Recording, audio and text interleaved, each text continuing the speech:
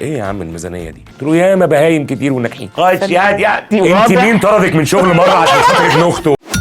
هاي فايف برنامج عادي جدا زيه زي اي برنامج. حصلت معاك حد قال لك انه ما بيحبكش يعني؟ حد قال لي انا مش بحبك لا على المستوى الفني ولا على المستوى الشخصي، شايفك كده عامل محترم وعلى المستوى الفني ما بتحبنيش. فقلت له تمام، ليك مطلق الحريه، في غيرك شايفني ناجح، ده بالنسبه للفن. بالنسبه للحياه الشخصيه انا مش مراتك. قلت له اقول لك على افيه انا عمري ما حبيتك، بس انا ما كنتش اقدر اقول لك كده، بس بالنسبه بقى للشغل انت شايفني فاشل. انا عايز اقول لك معلومه. قلت له ياما بهايم كتير وناجحين سبحان الله. رحت مشاور عليه رحت ماشي سايق. يعني ممكن واحد يعني يبقى حمار حد- زي حضرتك. لا كنتاش بصراحه. طب ايه اكتر حاجه بتضايقك لما بتجيب الصنايعي في الشقه؟ انا مراتي مهندسه ديكور، طب انا مهندسه ديكور، ممكن تديني هاي فايف؟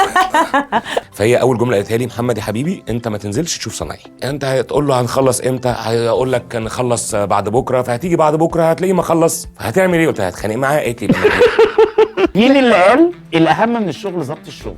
بص، هو اللي قالها واحد صايع او فورياجي زي مثلا نجيب الريحاني في ابو حلموس كده، اللي هو ايه يا عم الميزانيه دي؟ ايه 3 جنيه بيض اوضه، سد ثقوب الغرفه كذا، ما ده ضبط الشغل. انا فهمت السؤال بشكل تاني، اظبط علاقاتي حوالين الشغل. لا في دي شركة دي مش وظابط ما علاقات. ينطبقش عليها المسؤوليه. انت عندك تروما من موضوع انا الواسطة. عندي ليه؟ والله ما حصلتش قبل كده. انت مين طردك من شغل مره عشان خاطر ابن اخته؟ والله ما مرة؟ حصل.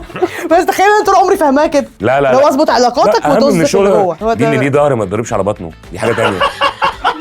لا نيجي نروح ماشي. نكشف شازلونج حلو ونحكي. لو هتشتغل حاجه تانية تشتغل ايه؟ ابويا الله يرحمه كان عنده جهاز الفيديو بتاع آه. زمان، كنت بخلص الفيلم واقوم امثله. في مره واحد جارنا شتمني، كنت بقى لسه خارج من فيلم ايام السادات بقى، وقفت وقلت خطاب السادات في البلكونه الساعه 4 الفجر. شتمت.